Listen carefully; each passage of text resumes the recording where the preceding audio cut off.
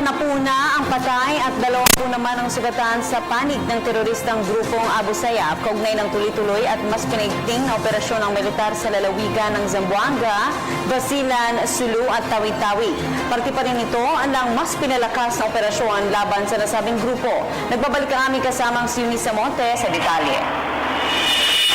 Maraming salamat, Princess. Nitong linggo, bumisita si Chief of Staff General Ricardo Visayas sa mga sundalo ng Joint Task Forces sa Zamboanga, Basilan, Sulu at Tawi-Tawi o mas kilala bilang Sambal Sulta area.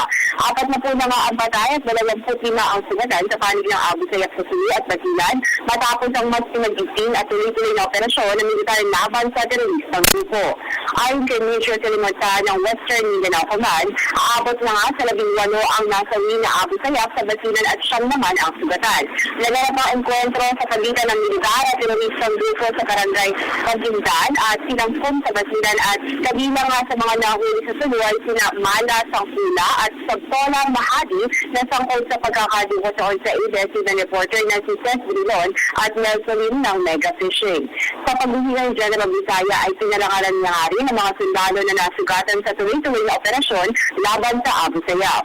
Matatanda ang una nga nabanggit ni Chief of Staff General Visaya na balak na ubusin ng grupo ng Abu Sayyaf bago magtapos ang taon. At ayon niya sa kanya ay by the end of the month, tayo ay makakaasa sa magandang resulta ng kanilang bagong pag-atake sa kanilang operasyon na ginagala sa ilalim ng kanilang bagong commander-in-chief na si President Rodrigo Duterte.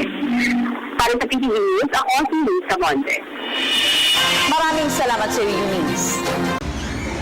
Ako po si Cathy San Gabriel. Subscribe na sa PTV YouTube channel. I-click lang po ang subscribe button.